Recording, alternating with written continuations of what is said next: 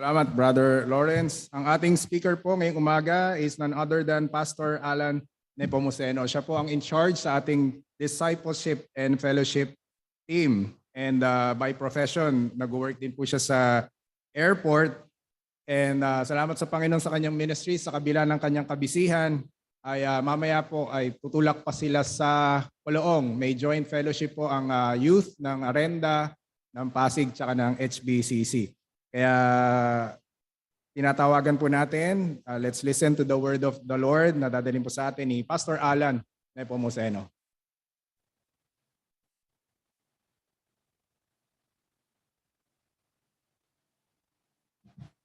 Good morning po.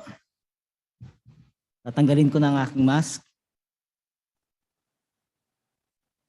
Salamat sa Panginoon sa umagang ito na ibinigay niya sa atin. Salamat sa pagkakataon.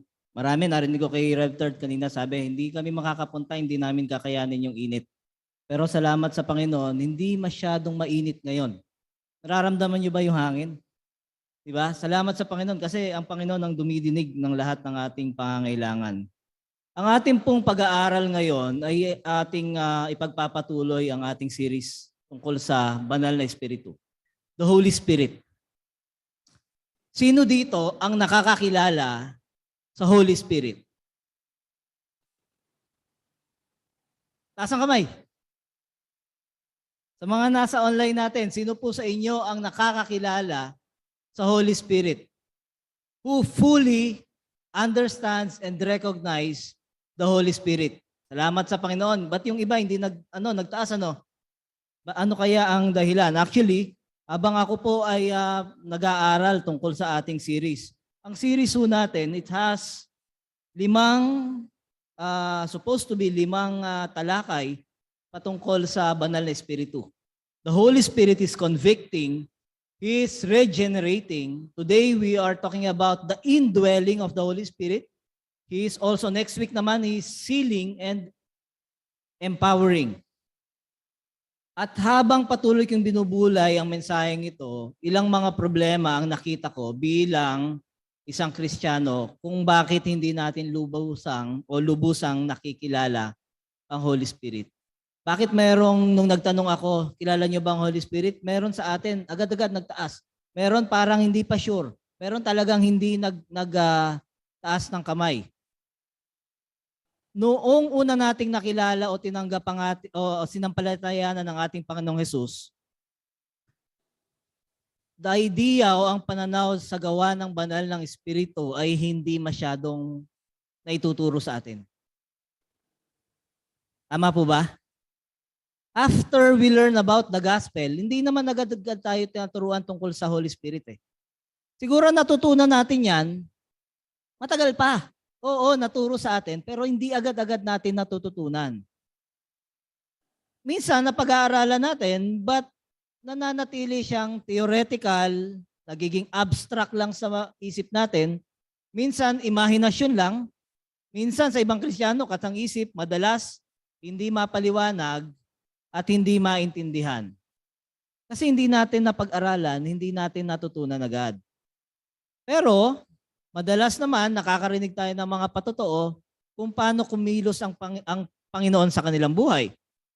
Katulad bigla ng, bakit biglang nagbago yung buhay ko? Last week, we have an SDG, Small Discipleship Group Fellowship. Sabi nung isang kapatid sa Batasin, sabi niya, naramdaman ko, bakit nung tinanggap ko ang aking Panginoong Hesukristo, nag-iba yung outlook ko sa buhay.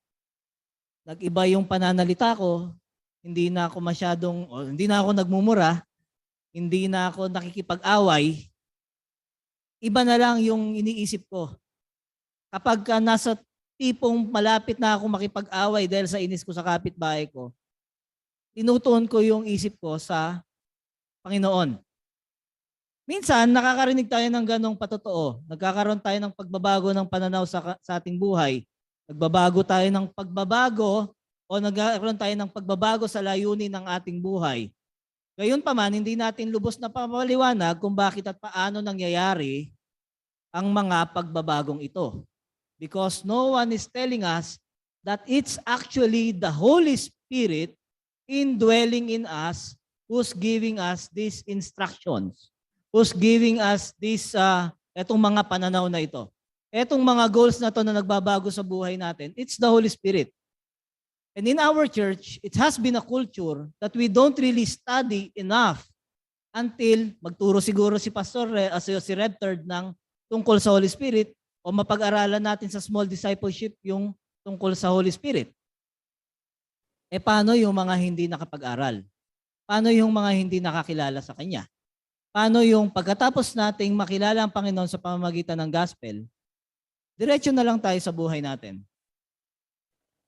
Maaari, dahil noon lang natin yan naranasan bilang bagong mananampalataya, o kaya naman hindi natin alam kung anong ating inaasahan, bilang kalakip ng pagbibigay ng ating tiwala ng Diyos. Hindi natin ma-identify agad kasi hindi nga natin alam. Maaari naman sapagkat walang agarang nakapagturo sa atin tungkol sa mga pagbabagong ito, ang lahat ay nagiging experiential o base lamang sa ating karanasan. Oo, naranasan mo, pero hindi mo ma-identify. Bakit?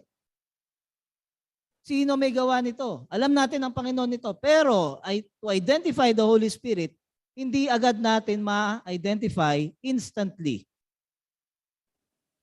Dahil nagiging experiential lamang siya o base lang sa ating karanasan, magkaminsan ay nagiging hulaan. Ako ba ito? Am I pushing myself for a change? O dahil ito sa aking pananampalataya o dahil sa Holy Spirit? At hinahayaan na lang natin ang Diyos na kumilos sa ating buhay at minsan maraming nagkakamali. Akala natin ang Holy Spirit na yon. Doon pala, sarili lang natin. Dadating ang mga pagsubok, madadapa tayo sa kasalanan at magkaminsan mahihirapang tumayo o magpatuloy. Bakit? Kasi sarili lang nating lakas. At kung hindi natin lubos na kilala ang gawa ng banal na Espiritu, ihina ang ating spiritual na kalagayan at ang ating paniniwala at values ay patuloy na bababa.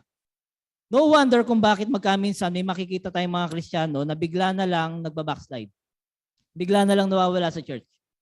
Yung tipong ang tagal-tagal natin silang kasama mo sa fellowship, kasama mo sa barkada, kung saan merong, minsan, kung saan merong patay, kahit anong oras magtawag ang pastor, o may patay tayo, punta tayo, nandun. Kapag may visitation, nandun. Kapag merong kailangang ministry, nandoon.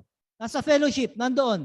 Merong small discipleship group, nandoon. Pero kapag biglang nawala, nagtutuloy-tuloy, nagbabackslide. Bakit merong ganon? Meron pa nga ako nakikita, bumabalik sa dating paniniwala. Meron pa ako nakikita, nagpo-post. Nandun, nasa kabila ulit. Baluktot ang mga katwiran hanggat hindi na natin sila makita. Minsan naman, kahit napaka-busy na natin sa ministry, and even now, this is a warning for all of us, ang dali nating mapagod o ma-burn out sa ministry. This is why it is so important to know on how the Holy Spirit indwells on us and how it happens. Paano nga ba nangyayari yung indwelling of the Holy Spirit? Second question. Ang Holy Spirit ba ay nandoon na noong Old Testament times? Para ako nagkuquiz, ano? This is just a verification. Reb, huwag mo na sagutin. Alam mo na yung sagot. Nandun ba siya sa Old Testament? O, sabi ni ate, wala. Nasa Old Testament ba siya? Nasa Old Testament ba siya? Yes, merong yes. Merong no. Merong hindi alam.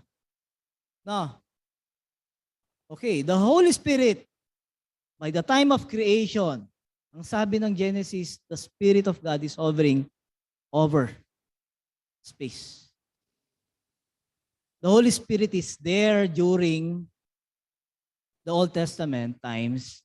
However, the difference is that the indwelling, ano po sa Tagalog yung indwelling? Pananahan. Gagawin niyang tirahan ang iyong puso. Gagawin niyang tirahan ang iyong isip. This is the indwelling of the Holy Spirit. At huhukayin natin yan. During the Old Testament times, pipili lang ang Diyos kung kanino mapupunta o sino sino ang tatahanan ng Holy Spirit. For example, nung pinili ng Diyos si Saul bilang hari, 1 Samuel chapter 16 verse 14. Sabi niya, now the Spirit of the Lord, ito pinili niya si Saul, pero nung nawala yung puso ng Diyos kay Saul, sabi niya, the Spirit of the Lord departed Saul, and the harmful spirit from the Lord tormented him. Ibig sabihin, nanahan ng banal na espiritu kay Saul, pero noong sumuway siya sa Panginoon, sabi niya, he departed, the Holy Spirit departed from Saul. David, when Samuel took the horn of oil and anointed him in the midst of his brothers, and the Spirit of the Lord rushed upon David from that day forward, and Samuel rose up and went to Ramah. Sabi niya. So the Spirit of the Lord, sabi niya, rushed to David. Nung siya ay pinili ng ating Panginoon bilang maging hari kapalit ni Saul, when he was anointed, the Holy Spirit ay nanahan kay David. But there was a time na nagkasala si David. At ang sabi niya sa Panginoon, this is one of his prayers, cast me not away from your presence and take not your Holy Spirit from me. Ang ibig sabihin, David is aware na kapag nagkasala ako, aalis ang Holy Spirit sa akin. Bezalel, noong binibuild yung templo, sabi niya, Exodus chapter 31 verse 2 to 5. Pinili lang ng Diyos kung sino, di ba, ang magbibuild. Pinili lang ng Diyos kung sino ang gagawa ng tabernacle, not the temple. It's the tabernacle. Sabi niya, see, I have called by name Bezalel, the son of Uri, son of Hur, of the tribe of Judah, and I have filled him with the Spirit of God. I have filled him with the Spirit of God to what? Para saan? With ability and intelligence and knowledge and all craftsmanship to devise artistic designs, to work in gold, silver, and bronze, in cutting stones for setting, and in carving wood, to work in every craft. The Holy Spirit was there. The Holy Spirit is not bound by time. Whether it's the Old Testament, Jesus' time, or even after Jesus, even during our time, the Holy Spirit is here.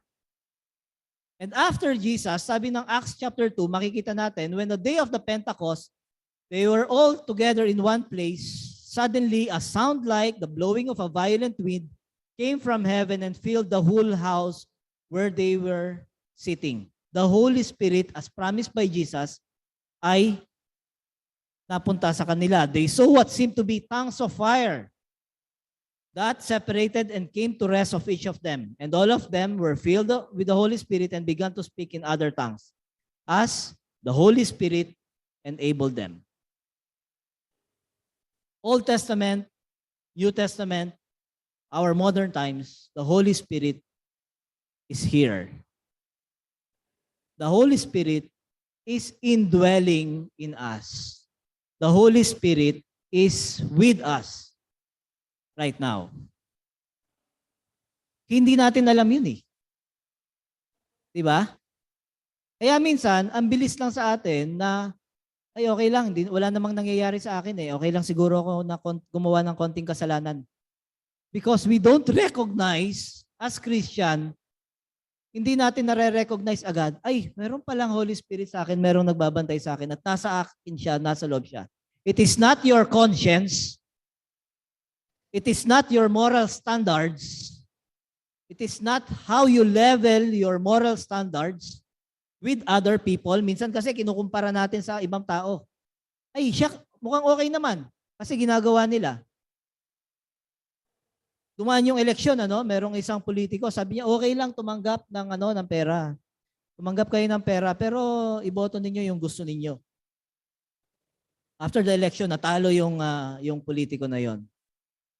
It's your moral standard. Hindi dahil ginagawa ng iba, tatanggap-tanggap na sa atin. It's the Holy Spirit who is convicting us kung ano yung tama at kung ano yung mali. I want to go back to the original or to the context, to the immediate context of this study. when I do my message, nung natutunan ko yung inductive Bible study, nalaman ko kung paano natin talagang kailangan pag-aralan yung banal na kasulatan, the Word of God, no? At we have to go back, we have to dig back. Kung kailangan basahin mo yung buong libro, kung saan nasusulat yung teksto mo, kailangan mong basahin. So forgive me, sabi nung tech team natin kanina, Pastor, okay ito 5 lang yung slides mo. Pero kinakabahan kami kasi merong nagbigay sa amin ng ganyang kaikling slide pero inabot kami ng 2 oras. No, pero ayokong maging sanhi ng gutom ninyo ngayong araw. Bear with me, gusto ko lang madaliin natin yung context, yung immediate context.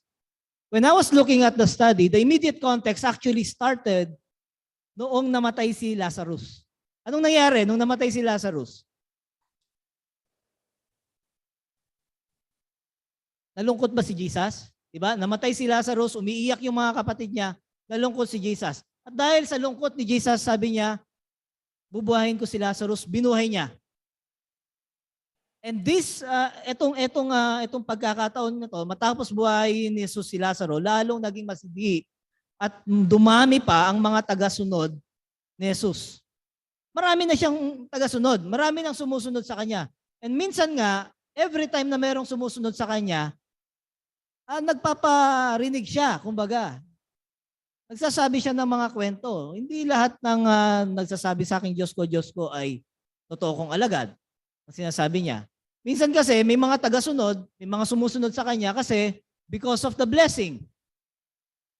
Baka may mga mananampalataya, baka meron sa atin dito. Nagsisimba tayo, nagpe-pray tayo, nagbabasa tayo because we are expecting blessings. There's nothing wrong with that.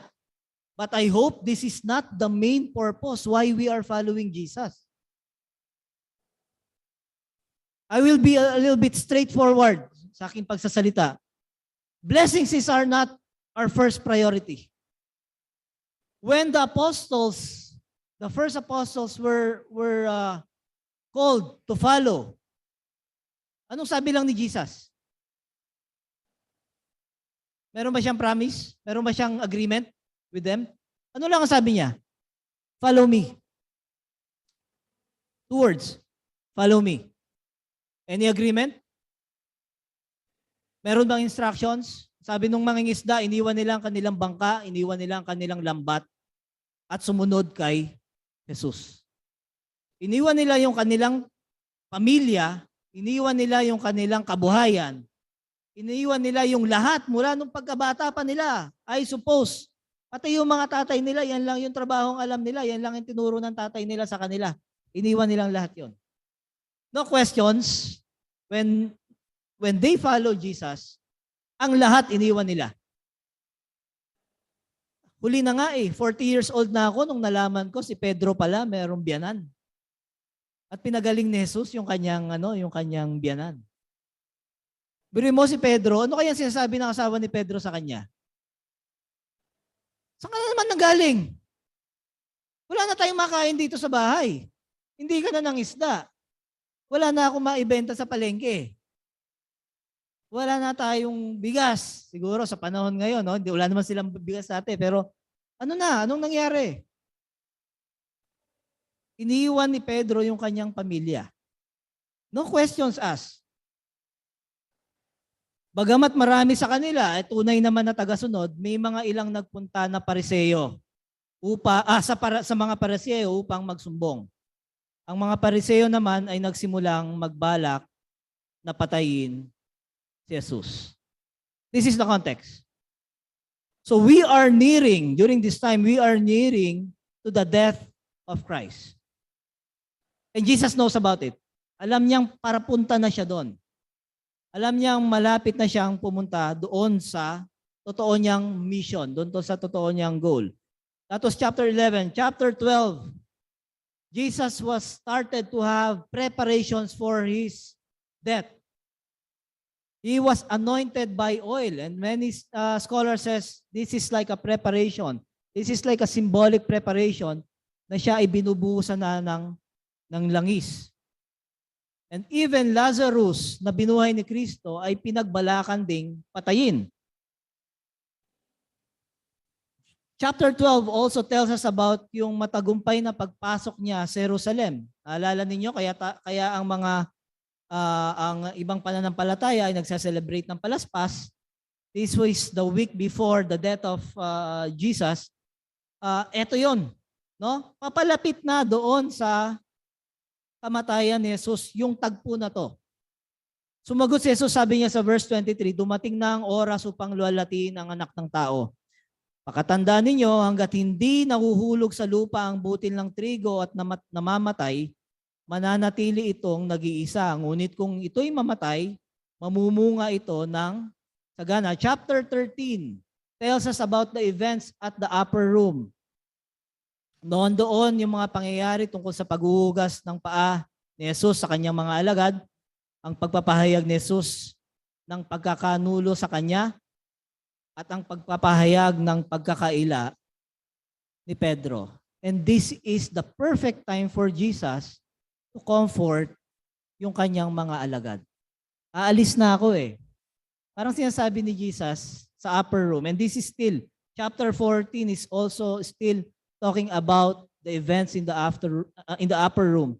At sinasabi ni Jesus, aalis na ako eh. Ipagkakanulo ako. And even you, Peter, alam kong gaano mo ako kamahal, pero ipagkakaila mo ko.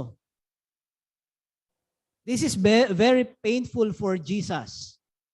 And this is the time na tipong alam kong mamamatay na ako, pero gusto ko magkita-kita tayo, mag-celebrate tayo ng Passover, kumain tayo magkakasama,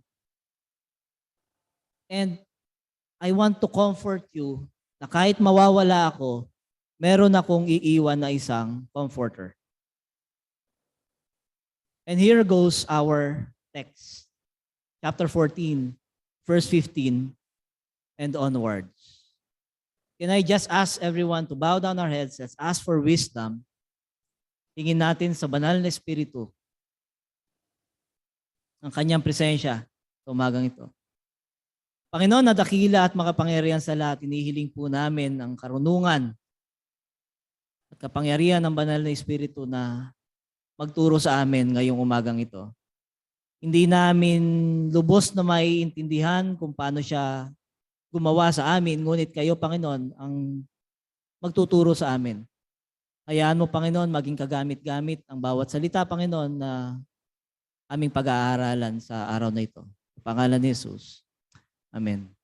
Kapag pinag-aralan natin ang banal na Espiritu, hindi pwedeng hindi natin pag-aralan ang tungkol sa tatlong persona ng Diyos, the Trinity.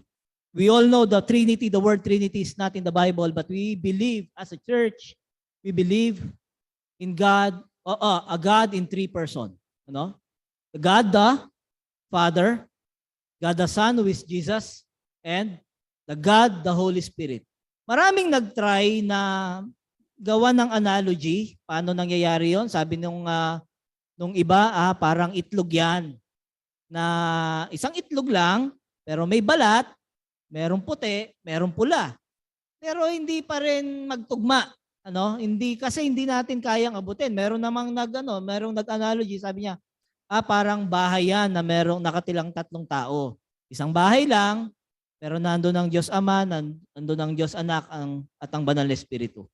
But still, any analogy of man ay hindi kayang arukin paano natin talaga maintindihan ng Trinity. But the Bible is clear na ang tatlong persona ng Diyos ay tatlong magkakaibang persona. May mga pagkakataon sila'y nag-uusap. Sabi sa Genesis, di ba?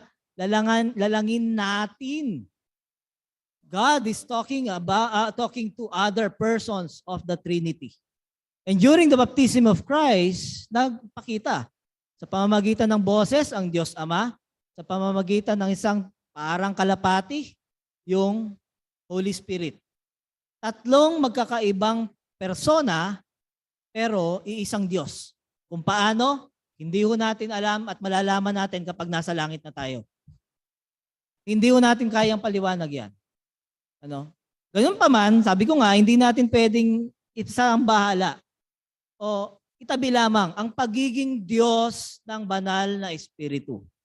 Sabi sa verse 15, at babasahin kong muli sa Tagalog yung binasa ni Kuya Lawrence, yung ating teksto. Kung iniibig ninyo ako, tutuparin ninyo ang aking mga utos. Inusog ko ng konti yung ating verse, ng isang verse, because it is part of that paragraph. Kung iniibig niyo ako, tutuparin ninyo ang aking mga utos. Dadalangin ako sa Ama upang kayo bigyan niya ng isa pang patnubay. Capital P. Sa English po ay comforter, na magiging kasama, o advocate sa ibang salin, na magiging kasama ninyo magpakailanman. Siya ang espiritu ng katotohanan, again, capital, Spirit of truth, na hindi matanggap ng sanlibutan sapagkat siya ay hindi nakikita ni nakikilala ng sanlibutan. Ngunit nakikilala ninyo siya sapagkat siya ay nasa inyo at siya ay mananatili sa inyo. Question, sino ang nagsasalita dito? Sige po, mabilisan lang. Sino ang nagsasalita dito? Observe natin yung binasa natin. Open your Bibles at tignan natin. I want you to open your Bibles at isa-isay natin. Aralin natin mabuti ito. Hukayin natin yung binasa natin. Sino ang nagsasalita dito? Sino yung nangangako? Ate Elsa? Si Jesus. Very good. Sino ang kausap ni Jesus? Disciples, mga alagad, mga tagasunod. In our modern times, it is interpreted as us, the believers. Okay? So Jesus is talking to us. Okay. Ano raw ang kailangan gawin ng mga tagasunod ni Jesus kung siya ay kanilang iniibig? Verse 15. Kung ako yung iniibig, ano sabi niya? Ano sabi nila? Tignan niyo po yung Bible. Anong gagawin? Tutuparin ang ano? Tutuparin ang aking mga utos, sabi ni Jesus. Kung ako iniibig ninyo, tutuparin ninyo ang aking mga utos. May requisite, ano? You can show your love to me by following yung mga statutes ko. Kanino raw dadalangin ng Panginoong Jesus? Sa Ama. So mayroong interaction yung tatlong persona. Okay? Dadalangin ako sa Ama at ang sabi niya, ano daw ang idadalangin niya sa Ama? Ano yung hihingi niya sa Ama? Nabigyan tayo ng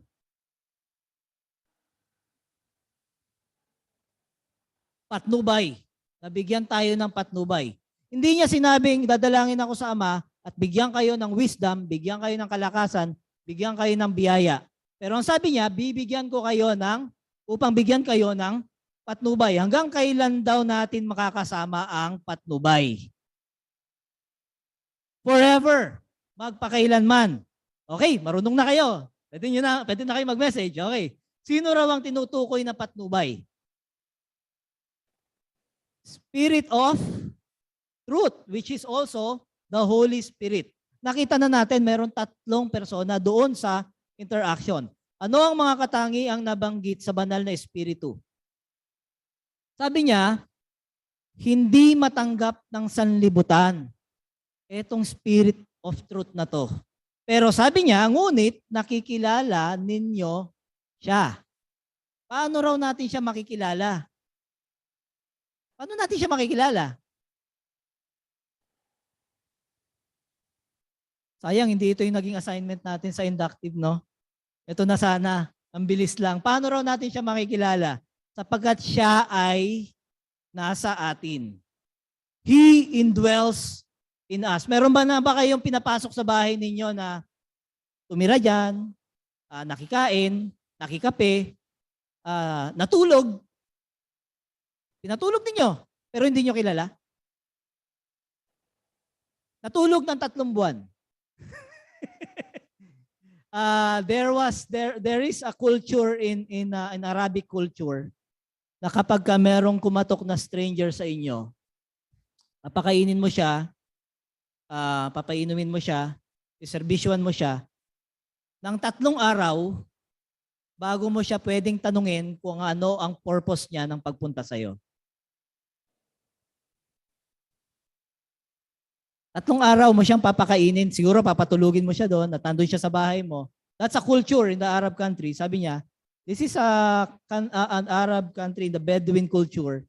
Sabi niya, 3 araw kitang papakainin at doon pa lang ako pwede magtanong sa'yo, o bakit ka nandito? Anong sadya mo? Di ba sa atin sa mga Pinoy? Oh, kumusta ka na? Tuloy ka. Anong sadya mo? Pag sinabi niya yung sadya mo, oh, okay? Okay? O kumain muna tayo, magmerienda ka muna. O tanghalian na, kumain ka na. Di ba tayo, ganun ang kultura natin? Dapat, kapag may pinapasok tayo sa bahay natin, alam natin, anong sadya mo? Kilala mo kung sino yung tao. At paano raw natin siya makikilala? Ayon doon sa binasa natin, sabi ng Jesus, sapagkat siya ay nasa atin. Katulad ng sinabi ko kanina, tulad ng tanong ko kanina, aalis ba ang banal na espiritu sa kanyang mga tagasunod? Aalis ba siya? Hindi siya. Sabi niya, hindi, pagkat siya ay mananatili sa atin.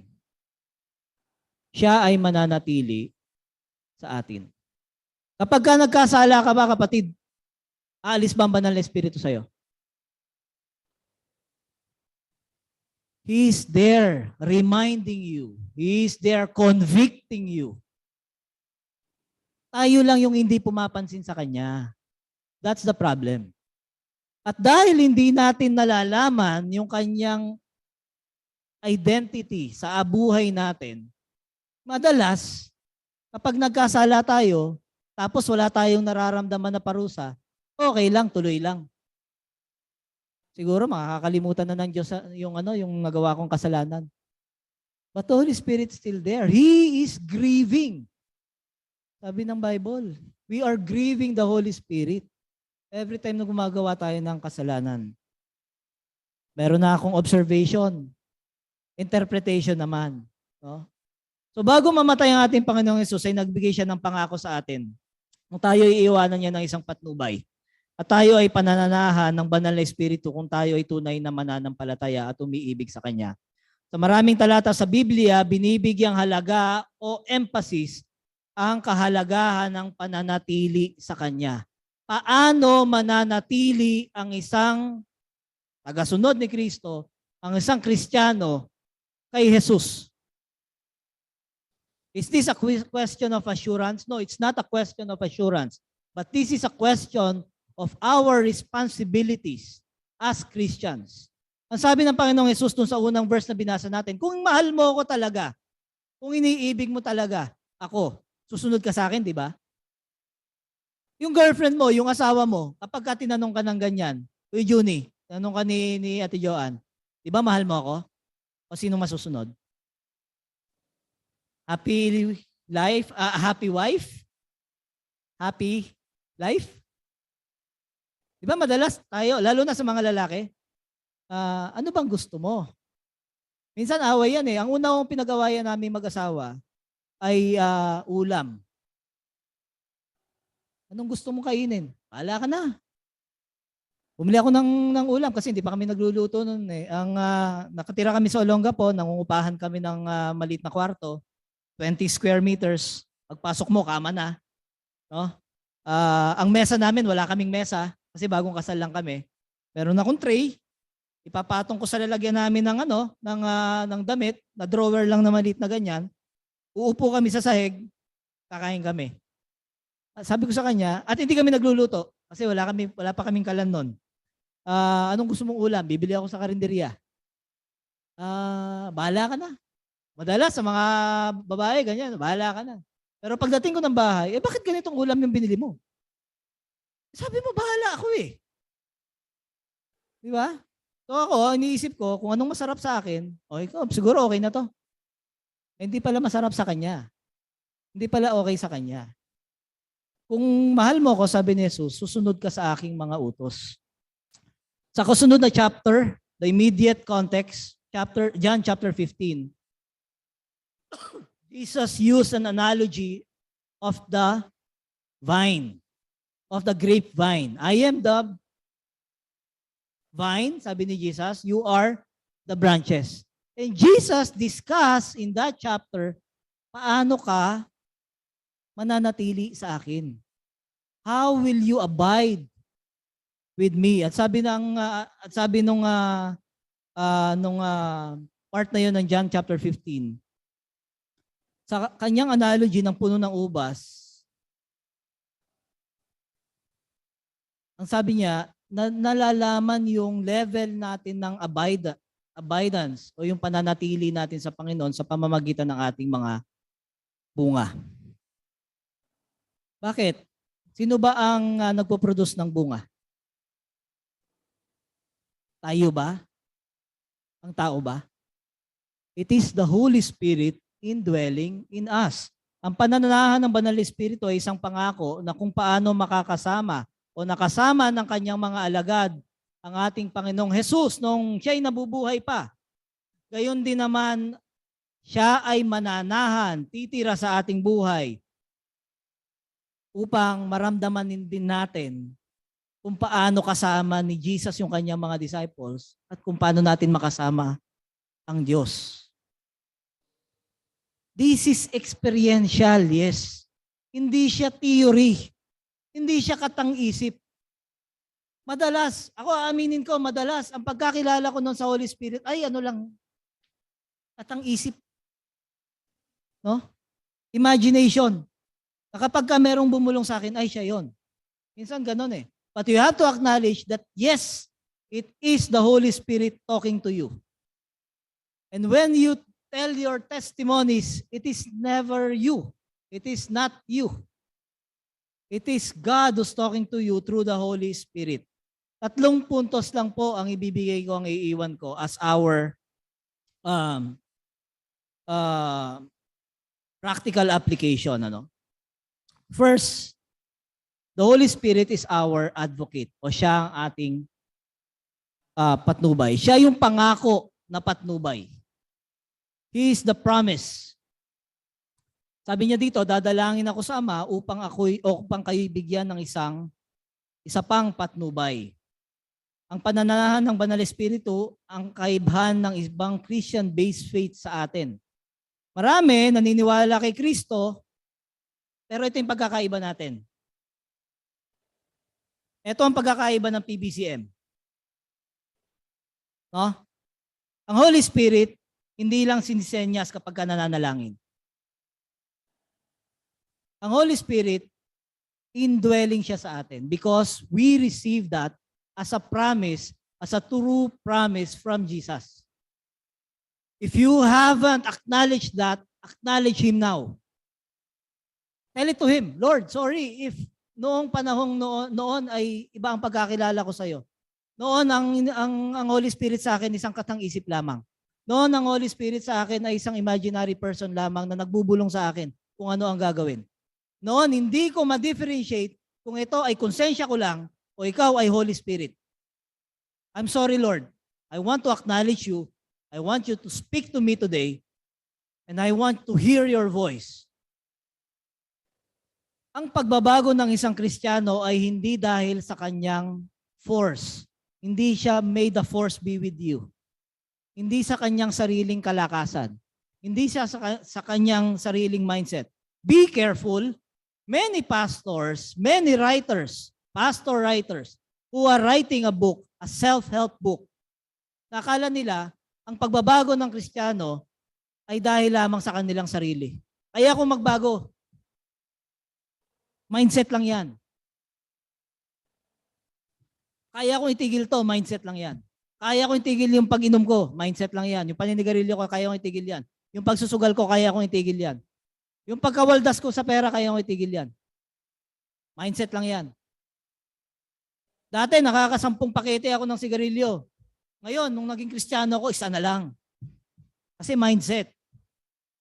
Ang pagbabago ng isang Kristiyano, hindi dahil sa kanyang sariling kakayahan, kung hindi dahil sa udyok ng Banal na Espiritu.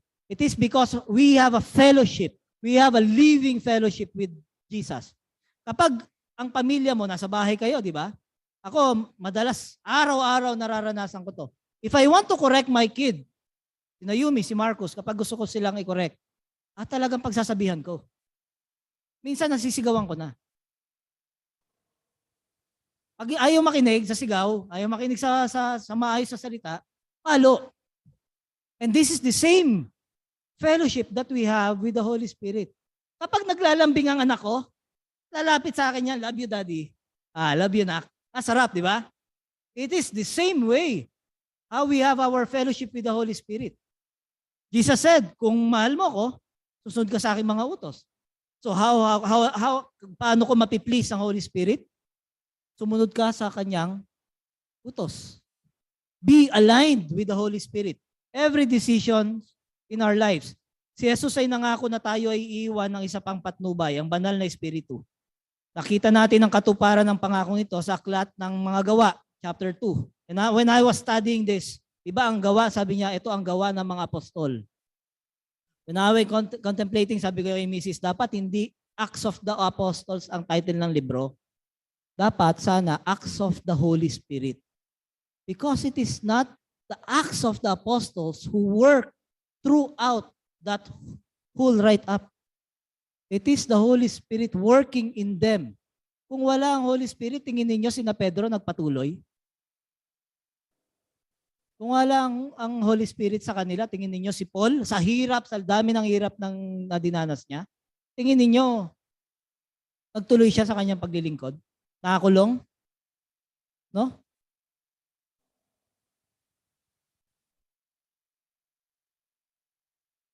Bilang ating patnubay, siya ay tatahan sa ating puso at pakikialaman ng lahat ng aspeto ng ating buhay. Hindi lamang siya tatahan sa atin, siya rin ay titira sa atin at sa ating tatahanan.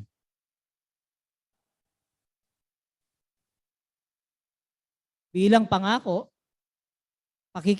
pakikialaman niya ang maliliit at malalaking desisyon sa ating buhay.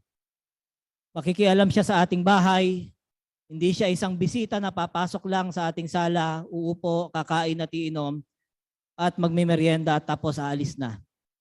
Papasok siya sa ating kusina, uupo sa ating hapag, kasama natin siyang matulog at siya ay bahagi ng ating buhay. Pakikialaman niya ang ating trabaho. Sa ating pakikisama sa ating mga katrabaho, sa ating boss, at pati sweldo natin, pakikialaman niya. Mind you, pati sweldo natin, pakikialaman niya. Makikialam siya sa buhay mo dahil siya ang iyong patnubay. Makikialam siya sa ating relationship. Siya ang pipili ng magiging girlfriend o boyfriend o ng mapapangasawa mo. O maaari namang hindi ka na mag-aasawa. Siya magpipili kung mag-aasawa ko o hindi. Lahat ng ito ay nagsisimula sa paghingi ng patnubay sa kanya at sa pag-acknowledge na kasama mo siya. Acknowledge Him with your mouth. Pray. Hindi lang sa isip. Acknowledge Him with your mouth. Jesus said, if you love me, then abide with me. Kung tinanggap lang natin ang Panginoong Hesus dahil sa pangako ng langit, nagkakamali po tayo ng kung ano talaga at kung sino talaga ang tinanggap natin. Kung tayo tumanggap sa ating Panginoong Hesus dahil sa pangako ng langit, dahil hindi tayo mapupunta sa impyerno, that's wrong. We chose Jesus because we chose to follow Jesus. And when we chose to follow Jesus, we chose to follow the Holy Spirit. Hindi lang dahil sa blessing. Hindi lang dahil sa magagandang bagay. Hindi lang dahil sa magandang resulta. Siya ay totoo. Siya ay tunay. Anong ginagawa ng ibang tao? Naghahanap sila ng ibang imahe para makita nila ang Holy Spirit. Kasi wala sa kanila ang Holy Spirit hindi nila kilala. Sabi ni Jesus, na kanino lang ang Holy Spirit. Nandun lang siya doon sa mga tao na tumanggap sa Kanya at sumunod sa Kanya. And mind you, it's not about only the eternal life. And this is eternal life, sabi ni Jesus sa John chapter 17, that they may know you, the only true God, and Jesus Christ whom you have sent. Eternal life begins when you start to know Jesus. Eternal life does not begins after you die here on earth. Hindi mo pagkatapos mamatay, nagsimula ang eternal life mo. Hindi. Eternal life began nung nakilala mo ang ating Panginoon. Pangalawang puntos po, pagkakakilanlan. Siya ang espiritu ng katotohanan na hindi matanggap ng sanlibutan sapagkat siya ay hindi nakikita ni na nakikilala ng sanlibutan. Hindi siya kilala ng ibang tao. Hindi nila siya na-experience eh. Ngunit nakikilala niyo siya sapagkat siya ay nasa inyo. Ang panananahan ng Banal na Espiritu ay nagmimistulang identification natin. This is also the reason, the Holy Spirit is also the reason why kapag tiningnan na tayo ng Diyos, hindi kasalanan yung nakikita sa atin. Sapagkat nakikita niya, you have the Holy Spirit in you. Yung mga nakaranas na, no, sabi nila, there was an interpretation. Kapag ang mga mangkukulam, di ba, si Rev. Third, few weeks ago, had an experience. Sabi niya, may mga mangkukulam dyan. May mga espiritista dyan. In the spiritual world daw, nakikita nila ang mukha natin na nagliliwanag. Yung mga Kristiyano, kapag tinabi mo sa hindi Kristiyano, makikita mo agad. Kasi yung Kristiyano nagliliwanag. Nagliliwanag yung mukha mo. Bakit? You have the Holy Spirit in you. Kaya alam ng demonyo kung sino kausap nila. Ay, kilala kita, ayoko sa'yo. Nasa iyo ang Holy Spirit Ayoko sa'yo. And this is the difference of being a true Christians with others na nagpapanggap lang. This is a privilege given to us that the world doesn't have, sabi ng ating Panginoong Hesus. Hindi siya nakikilala ng mundo. Kaya ang ginagawa ng mundo, naghahanap siya ng paraan. Naghahanap siya ng imahe, gumagawa siya ng rebulto para makita niya kung sino talaga ang Diyos. Ang ating buhay ay binago at hindi natin nakikita at nakikilala man lang ang kahit na anong pinapahalagahan ng sanlibutan. The values of the earth, nakalimutan na natin. Our goals today, my goal today, hindi para yumaman, hindi para magkaroon pa ng additional na bahay, magkaroon ng maraming kotse. Hindi na po yun My goal is up there. Nandoon na sa taas. Kasi alam ko lahat ng bagay na nandito sa lupa, iiwanan ko lang. Tapos, what is more I consider, sabi ni Paul, everything a loss because of the surpassing worth, the surpassing value of knowing Christ Jesus my Lord. If I know Jesus, I have everything, sabi ni Paul. For whose sake I have lost all things. I consider them garbage, basura, that I may gain Christ. Ang antas ng ating buhay espiritual ay nakaatang sa antas ng ating pagkakilala sa ating Panginoong Yesus sa pamamagitan ng mga gawa ng banal na Espiritu sa ating buhay. The more you know the Holy Spirit working in your life, the less you value yourself. The more you know how the Holy Spirit works in your life, the less you value yourself. Sabi ni Jesus, ang sinumang nagsasagip ng kanyang sarili, ang sasagip ng kanyang buhay, mawawalan nito. Matthew chapter 16 verse 24, sabi niya, then Jesus told his disciples, if anyone would come after me, let him deny himself and take up his cross and follow me.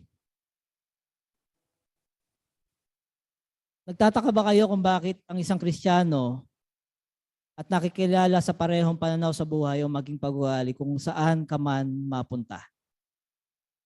Nakikilala ang isang Kristiyano hindi dahil sa mga kanta, nakating inaawit.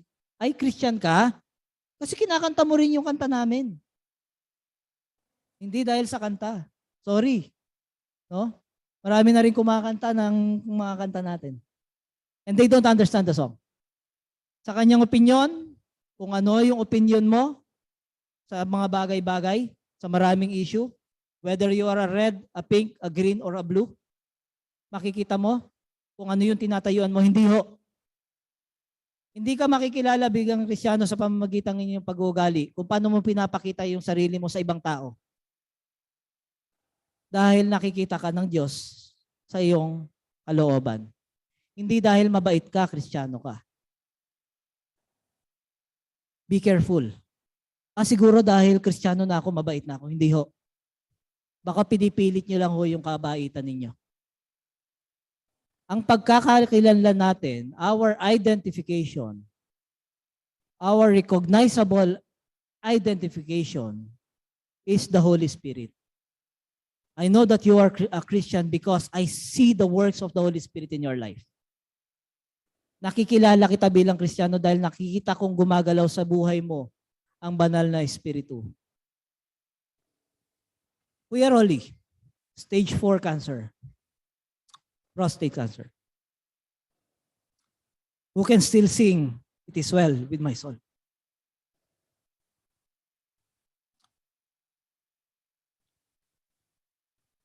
Hindi madali, pero these testimonies, I can tell, the Spirit is with you. Maraming mag-iisip na, wala na akong pag-asa sa buhay. Kausap ko siya nung isang araw sa phone. Sabi niya, mabuti alam ko. Mabuti yung alam ko kung ano talaga yung kalagayan ko. But he's so relaxed habang kinakausap ko siya. Dahil alam niya na nakasandal siya sa Panginoon. And the Holy Spirit comforts him. And the Holy Spirit is the one giving him a revitalized life. Hindi mga doktor. Hindi yung gamot. All the time, masakit ang likod niya because the cancer is already eating his bones.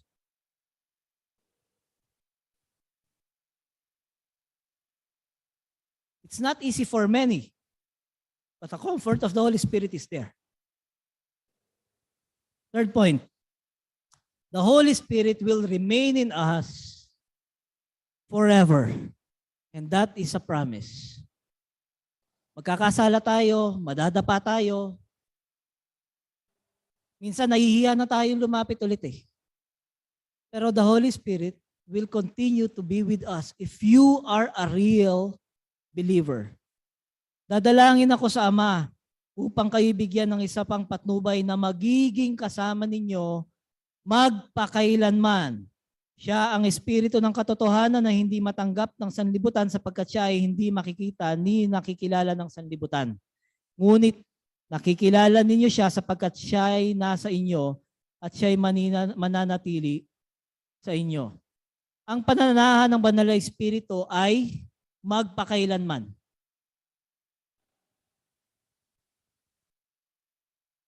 Hindi siya alis. If you are a Christian, hindi siya alis.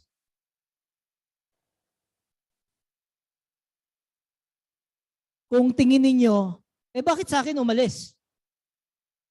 Questionable yan. Baka hindi ka Kristiyano. Baka sumabay ka lang sa prayer, wala sa puso mo. Nung nagtaas yung kaibigan mo, siniko ka, napataas ka ng kamay. Questionable yan, kapatid.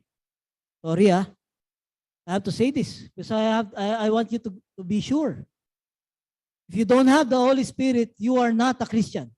You are not a true follower because this is a promise. You will have the Holy Spirit at hindi yan naalis sa'yo. Nagkasala ka noon, akala mo okay na? Hindi.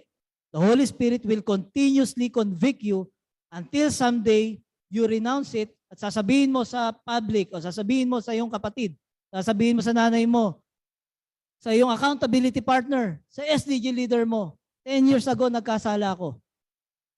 Grabe ang galit ko sa nanay ko. Grabe ang galit ko sa tatay ko. At tinanim ko lang yun. And the Holy Spirit will continuously convict you until mailabas mo yung galit na yan sa'yo. When you allow the Holy Spirit to live in you, He's there forever. Ito ang problema. May mga kasalanan tayo na hinahayaan natin yung kaaway din tumira sa atin. Anger. Galit. Kasi hindi nawawala eh. Pag hindi natin na-release yan, nandyan lang yan eh. And we are letting the enemy to have a small room in your heart.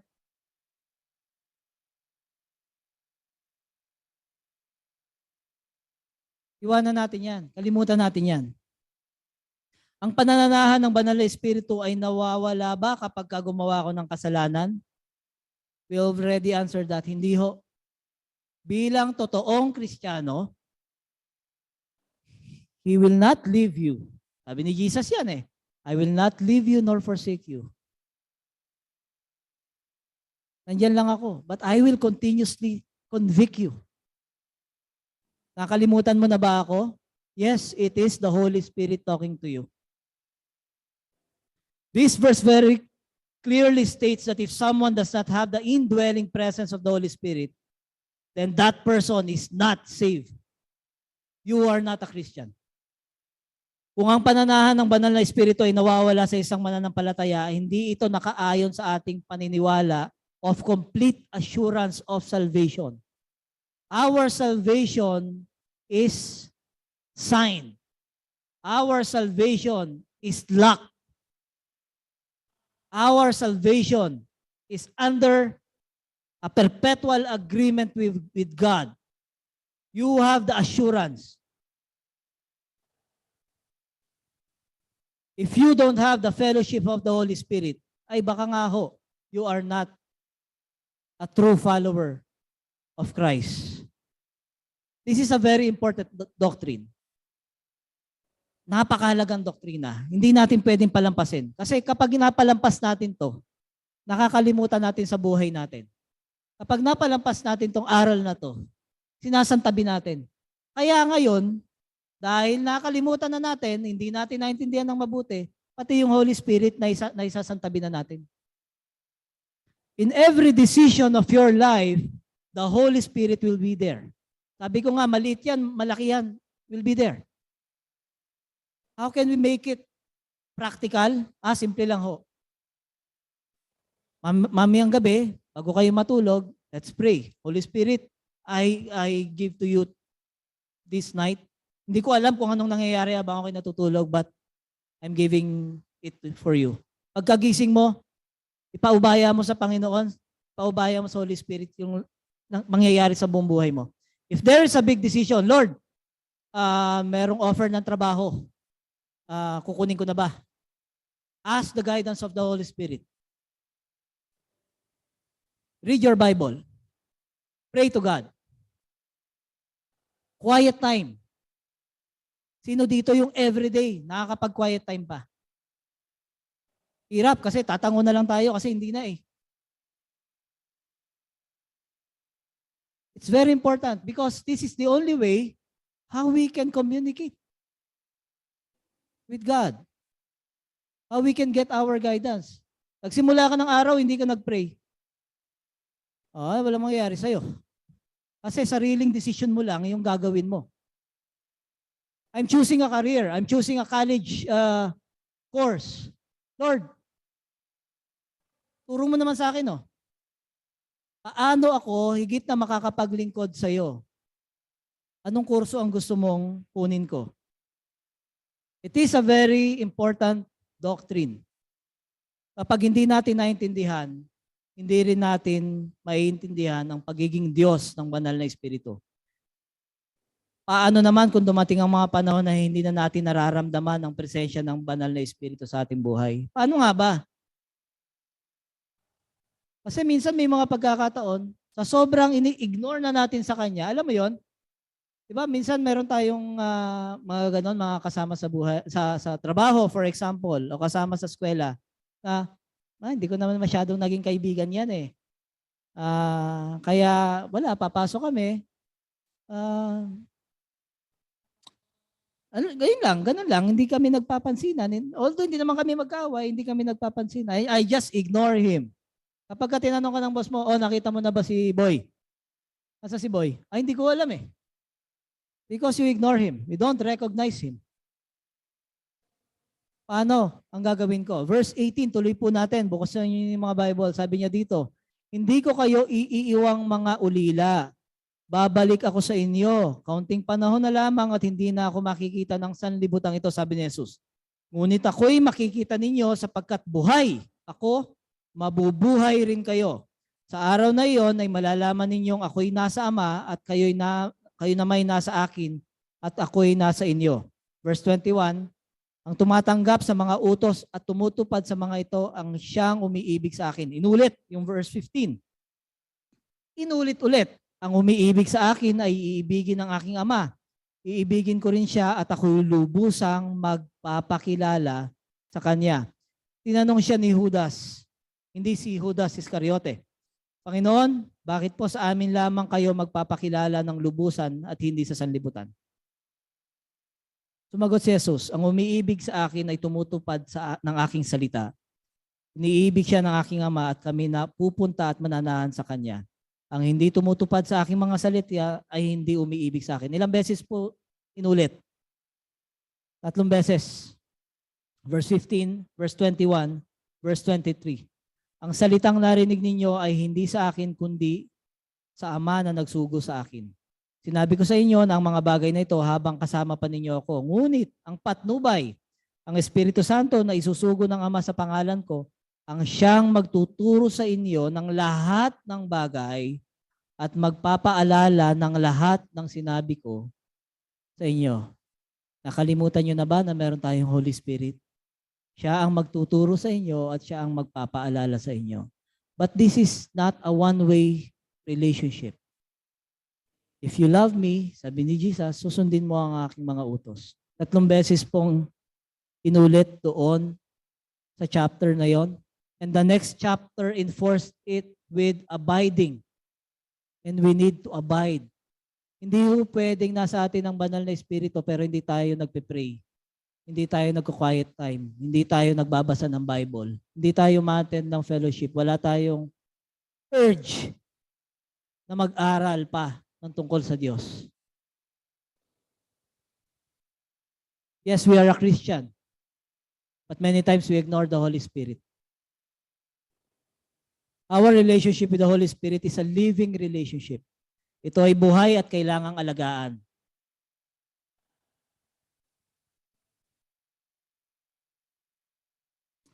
According to John chapter 15, malalaman natin ang ating kalagayan ng pagsunod at pag-ibig sa ating Panginoon sa pamamagitan ng ating bunga. Nawa ay matagpuan tayong may lubos na kaalaman o awareness sa banal na espiritu sa ating buhay. To abide is to give our full dependence to God. To abide is to give the full control to God. It's about forgetting ourselves and giving everything to God. Kung may kagalakan, ipagpasalamat. Kung may pagsubok, humingi ng tulong sa pamamagitan ng kapangyarihan ng banal na espiritu. Kausapin natin siya kung tayo ay nagkakasala at humingi ng tawad. Humingi ng kalakasan upang pagtagumpayan ng pagsubok dahil siya ay nananahan o namamahay sa atin. Ating isabuhay ang kanyang katotohanan. Salamat tayo sa Panginoon. Nais kong kunin ang pagkakataong ito para bigyan ang lahat ng pagkakataon ng kausapin ang ating Panginoon, banal na espiritu na nananahan sa ating buhay. If there is a sin na tinatago-tago natin, kung mayroong puot, kung mayroong galit, sabihin natin siya sa Kanya, bulong natin sa Kanya, and ask for freedom. Kung mayroong ibang kasalanan pa, sa tingin natin, nagiging sagabal sa ating relationship sa ating Panginoon, confess natin sa Kanya.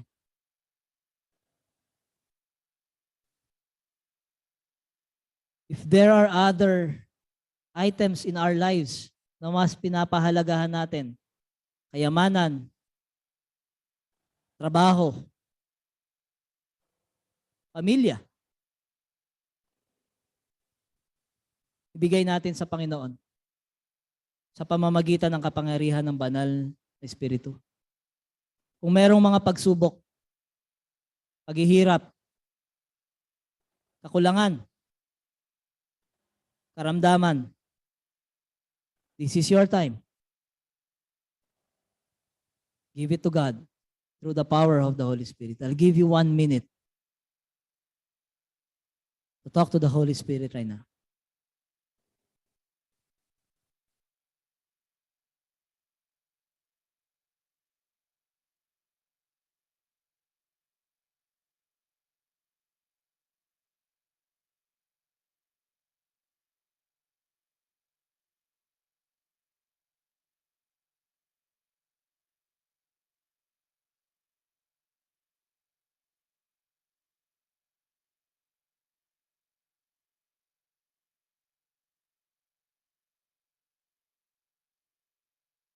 Holy Spirit, we welcome you today.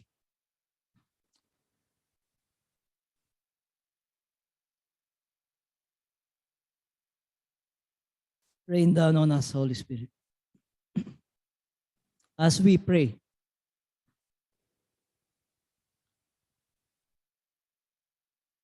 nais aming hingin, Panginoon, paramdam ninyo sa amin sa araw na ito ang inyong presensya sa aming mga buhay. Higit pa sa mga awit na aming inawit, higit pa sa mga pagpupuri, nais namin, Panginoon, maranasan namin kayo, that we'll be able to open our eyes and acknowledge you living inside us, indwelling in us. Wala ho kaming ibang hihingin sapagkat nalalaman namin kayo ang aming patnubay. Kayo ang magbibigay ng karunungan sa amin. You will enable us to live a true Christian life, to serve you as King, to follow you as a disciple.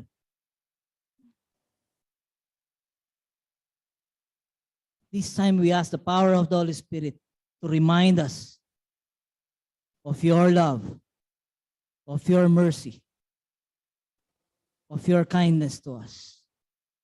More than the blessings, more than prosperity. We denounce ourselves. Tanggalin niyo, Panginoon, ang lahat ng aming prioridad sa buhay. At kayo ang maging sentro ng aming buhay. Let us experience this, O Lord, every day in our lives. Hindi lang pagkatapos ng worship service na ito. But remind us, O Lord, every day, until the time that we see you face to face. Panginoon, maaaring merong mga kahilingan na nais ilatag ang mga kapatid sa araw na ito. May mga tagong kasalanan, Panginoon. May mga kasalanan na iniingatan. Lord, give us freedom. The power of the Holy Spirit, free us from anger. Free us, O Lord, sa iba pang mga kasalanan na sa aming mga puso. Linisin mo kami, Panginoon. Gawin mo kaming karapat-dapat. And we want this fellowship, Panginoon, na hindi kayo nagtatampo sa amin dahil sa aming ginagawa. Lord, patawarin niyo kami sa aming mga kasalanan. Kung hindi dahil sa kapangyarihan ng banal na Espiritu, Panginoon, hindi namin kayang mabuhay ng malinis at tapat sa inyong harapan. Maaari, Panginoon, sa araw na ito may mga kapatid na humihingi ng kagalingan sa kanilang sakit. The power of the Holy Spirit, O Lord, from the top of their head to the sole of their foot, you cleanse them. We rebuke the spirit of sickness in their body, O Lord.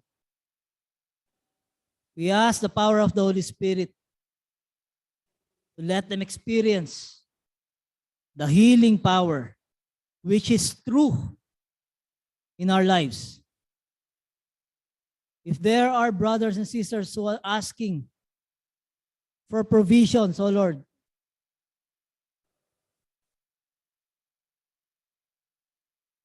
bigyan mo sila, Panginoon, ng kanilang pangangailangan.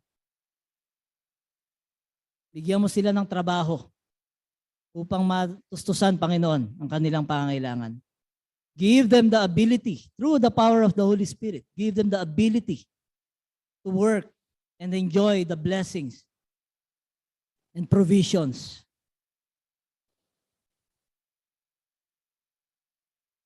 Salamat, Panginoon, sa katotohanan na inyong nilatag sa amin sa araw na ito. Nawa ay maging kagamit-gamit sa aming mga buhay. Nawa ang banal na Espiritu ay magbunga ng higit pa sa inaasahan namin sa aming mga buhay. Sa pangalan ni Jesus. Amen.